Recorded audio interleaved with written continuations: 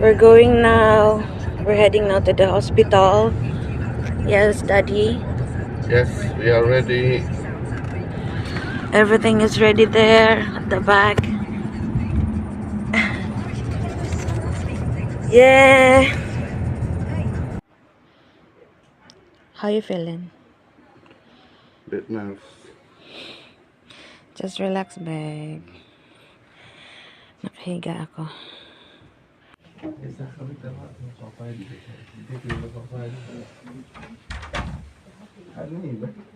Nakausap na namin yung surgeon, tsaka yung midwife. Nakita na namin, chinek na si baby. Kinuha na ko ng blood pressure. Kukuha ko ng ihi. Tapos na-meet ko na yung surgeon. Marami kami pala, pero hindi naman alam kung sino sunod-sunod.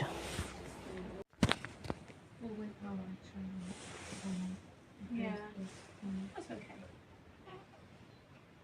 As long as he's getting food. Yeah. Okay. Hello mga loves! Dzień dobry! Witam na moim kanale Pinay and Polish Life Vlog. How are you guys doing today? I hope you're doing great. So for today's video, I will share with you the story of my pregnancy from the beginning, from the start that we planned it, because our little one, it wasn't planned. Sasabihin ko sa inyo. So first of all, I will start from the day that I'm delayed. So it was month of July, year 2023. I am about to have my monthly period end of July. But before end of July, I had a dream. I have a weird feelings. I have a weird dream. I don't know if you believe about mga pamahiin. I don't know that in English. It's like superstitious belief like that. Like just so you know, mga loves, I have a copy here to I have a copy código sa mga topic ko sa inyo kasi nga para ma-remember ko yung yung mga sasabihin ko. Tsaka first time ko kasi ito, loves, pagpasensyahan nyo na. So eto nga. So siguro July 30, 31 if I'm not mistaken. I don't remember now kung may 31 pa that time, sorry. So basta end of July, next day nag-PT ako. And the next day nag-PT ulit ako. Tapos pag PT ko noon, faint line pa rin siya. And I was like, my husband says, okay, if you really want to be sure, and if you really want to know if you're really pregnant, let's go to the pharmacy. So we go to the pharmacy, and then I go inside, and then I asked the pharmacist, I said, look, do you think I'm pregnant? And then the pharmacist says, I think you are pregnant, but you can try it again later afternoon, and then on the next day. But he said that I am pregnant. And then I come back to my husband and I told him what the pharmacist said, that he says that I'm pregnant. She said that I'm pregnant, sorry. So yeah. And then afternoon, nag-call kami ng GP. Nag-antay pa ako ng siguro 4 days. Antay pa ako ng 4 days. I-insert ko yung picture, mga loves. Kasi, hindi ko chinek kasi yung pictures nung pregnancy test ko. So, i-check ko mamaya. I-insert ko dyan. Tingnan nyo na lang yung date. Basta, July and then August. August 1, 2, 3, I guess. Something like that. And then, nag-call kami ng GP after nung ilang araw ng pag-try ko ng PT. Every time I try na mag-pregnancy test, it's still faint line. It's not really, from in the beginning, it was really, really faint. But yung mga sumunod na araw, faint line pa rin, pero hindi na siya katulad nung super faint line nung una. Tapos yung nagtawag kami sa GP to let them know that I am pregnant. Then of course, they asked for the check-up. But it's not a scan yet because it was 8 weeks. Because they say if it's 8 weeks, then we will book a check-up for you. So binook kami ng check-up. So nung time na yon na binook kami ng so yun mga loves, nung binook na kami ng GP, para sa appointment namin para sa check-up. After no, nung check-up namin, binook ulit kami for another appointment. It was 12 weeks, but with a scan. So, makikita na namin si baby finally. So, super excited kami, kinakabahan, kasi syempre makikita namin si baby. And then, nung araw na yon, inaano ko lang, mga loves, yung, sinushortcut ko na yung mga sinasabi ko, kasi para pag dinitalye ko, mas lalong mahaba to, kasi, so yun, nung first appointment namin, second appointment, na may scan, yun, nakita na agad namin, if I'm not mistaken, nakita na agad yung gender ni baby. Tapos, hindi lang namin sinabi talaga hindi na namin sinabi sa lahat, hindi namin in-announce, kasi it was a secret from me and my husband because we are planning to have a gender reveal. So yeah, so when we find out that it's a boy, so my husband was really, really happy because he wished that it's gonna be a boy. So yeah.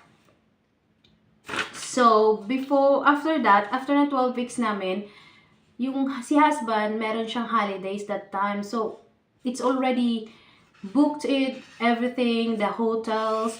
So we have to go. We have to, kailangan namin magpunta, kasi sayang yun eh. Yun na yung guys, yung mga in-upload ko, yung pumunta kami ng Tandajal Castle, pumunta kami ng cave, pumunta kami ng beach. Yun na yung guys, yung mga binukon mo. Buntis na ako nun guys. So back to you guys, mga loves. Okay. So back to you, loves. So my first trimester was really hard. I was vomiting. I cannot even eat. Every time I drink water, I vomit. Early morning, I vomit. I cannot even rice with salt and water. I cannot even, swallow because I feel like, you know what I mean? So yun, suka lang ako ng suka guys. Kaya nung first trimester ko, pumayat ako. I lose weight when I was my first trimester because of paglilihi, ganun. And then, pasensya na, tumitingin ako sa kodigo ko.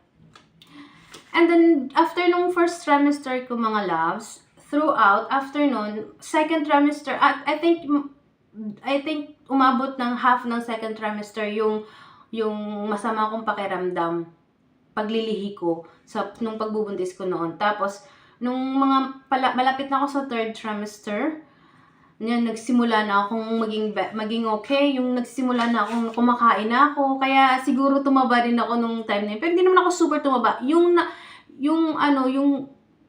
papalapit yung araw ng mga anak ako, doon ako parang nagmamanas. Pero before than that, yung katawan ko, hindi naman super, yung braso ko, yung legs ko, hindi naman mataba. Yung mukha ko, yung parang bilog na bilog talaga, pati yung ilong ko lang.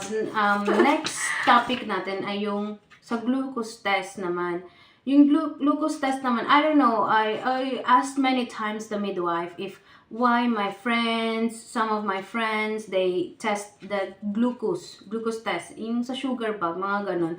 Sabi ko, bakit ako hindi? Ganon. Tapos sabi niya sa akin, it's not really because, okay naman daw yung pregnancy ko. Tapos wala naman daw silang nakikita na possibility na mataas ang sugar ko. I don't know. From the beginning of my pregnancy, I'm so glad and I'm so happy that, thanks God, my pregnancy was healthy, really, really healthy. My little one was really, really healthy, happy boy. Yeah, it's a boy.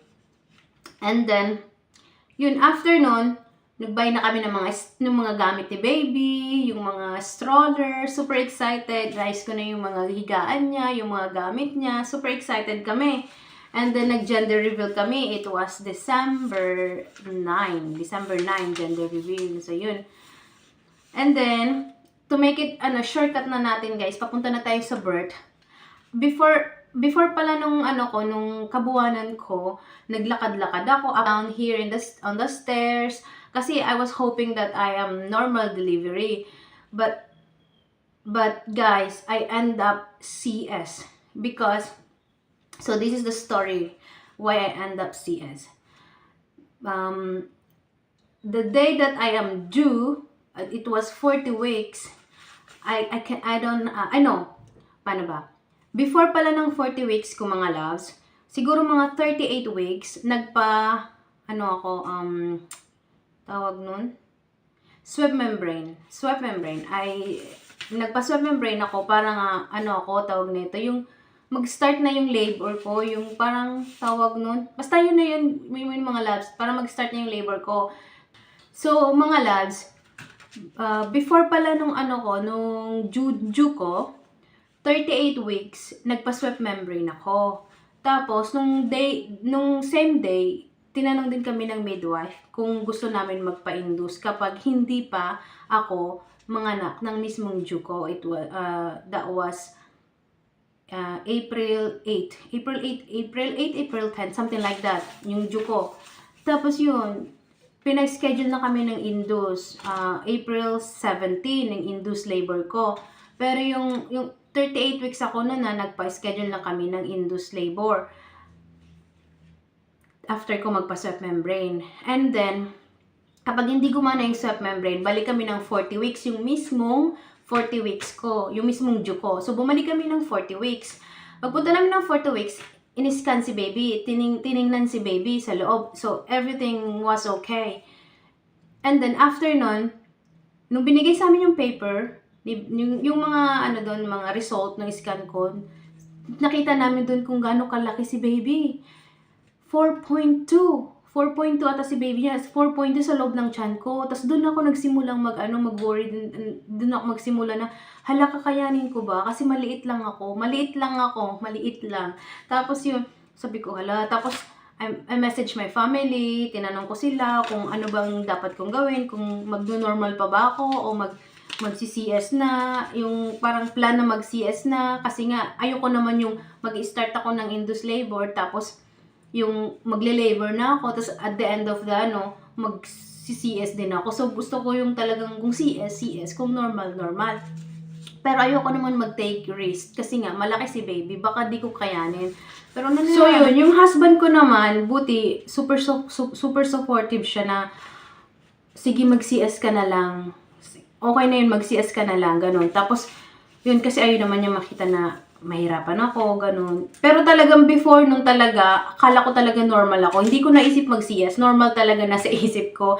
Not until now we found out that my baby was 4.2 kilos inside my body. Inside me. So, nung mismong araw na ng, mga loves, nung araw ko na ng CS ko, doon naman pumutok yung yung water ko, paunabigan ko, doon naman pumutok. Tapos, early morning. Early morning kami magpiprepare din ng time na yun. Kasi nga, morning kami pinapapunta ng hospital, 7 a.m. So, mga 5 a.m., nakaramdam ako. Sabi ko, I think I have my bed. It was like, nagtubig. Parang sabi ko, nag-ihi ata ako sa higaan. Tapos, yun, tapos tingnan ko, sabi ko, hala, water na siguro to, gano'n. Tapos nag-ayos na kami kasi same day din naman, pupunta rin naman talaga kami ng hospital time na yun. Kumbaga, napaaga lang ng konti kasi nga, yung akala ko kasi yung water na yun, syempre natakot kami, first mom, first dad, natakot kami ba kasi kung madry yung loob, gano'n, baka kailangan ng i-urgent. Tapos yun, and after nun, pagdating namin sa hospital, nag-antay pa kami doon. Check naman ako, pero it was okay. Tapos nag-antay kami doon. Tapos kinuha na ako ng dugo. Nakakaano pa kasi yung midwife na kumukuha ng dugo sa akin. Nakatatlo ata siya na turok, dalawang sa akin, tikuha, na hindi siya makakuha ng dugo kasi nga, hindi niya maano yung ugat. Tapos yun, nagtawag siya ng iba. Tapos yun yung nagkuha ng sa akin, ng blood. Yun doon siya nakakuha. Tapos yun, nung time na yun, to make it shortcut, loves, time na yun, pumunta na kami na, siguro mga 12, kasi si baby is 12:45 siya lumabas. So, 12, pinapasok na kami, ganun, ready na, something like that, ganun. Tapos, si Mr. kasama ko sa loob. So, si Mr. kasama ko sa loob, mga loves. So, first time ko yun makita. Akala ko sa TV ko lang yung makita. Yung may malaking ilaw sa taas, tapos yung nakahiga ka, tapos wala ka na, hindi ka na mahihiya. Yung hubaran ka, ganun. Tapos, ano pala ako, mga loves, gising ako nung pinanganak ako. I was wide awake when they doing my, my surgery. Siyempre, half. Kasi siyempre, ano yun yung kalahati kong Sorry mga loves, nalobat kayo. So, eto na nga, pagpatuloy natin yung kwento. So, after no, nung nanganak ako, so lumabas si baby. So, yung araw na yon, I was wide awake when they doing my surgery. And then, lumabas si baby 12:42. I will check my baby's list. Check ko yung niya, mga loves. Tapos, i-attach ko na lang dyan yung niya, yung picture niya. Tapos, yun, nanganak ako. So, that was April 13, 2024. So, nanganak ako April 13, 2024. So, lumabas siya, almost 3.8. Kasi 3.780, something like that siya. Malaki din, di ba, labs? Malaki din siya. Ang nasa isip ko, kahit mga 3.5 siya, 3.4, or even below, kakayanin ko, subukan ko talagang mag-normal. Pero hindi ko rin naman kasi alam na 3.7 siya. Ang alam ko talaga nasa isip namin is 4.2 kasi yung last nakita niya sa last scan ko kasi is 4.2 siya. So, yun. So nandun na tayo malapit na tayo matapos mga loves. So, yun. Ayun, loves.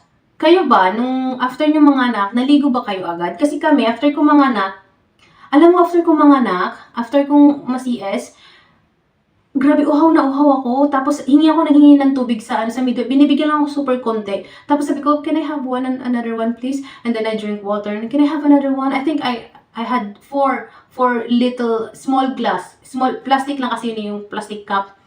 Tapos yun, hindi nila ako binigyan. Tapos pinatigil na ako. Tapos si baby, hawak-hawak ni Mr. Tapos, yun, after nun, kinagabihan, nilipat kami ng ibang ward. Tapos, kinagabihan, pinaligo na ako. Tapos, pero may plaster naman yung yung tahi ko. Tapos, pinaligo na ako.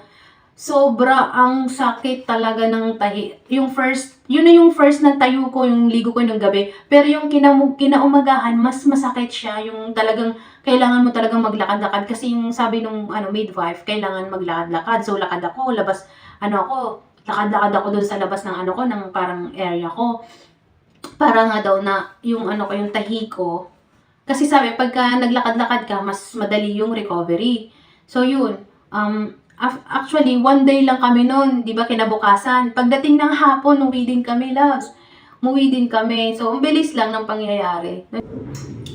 Then after ng loves, after nung kinahaponan, umuwi na rin kami. Then yeah, tas after 2 days, I think, bumisita si midwife kasi ganon yun dito sa UK, nagbibisita yung midwife after mga anak. Kasi chine-check nila yung kapaligiran, yung kung safe ba si baby, kung meron ba siyang sariling higaan.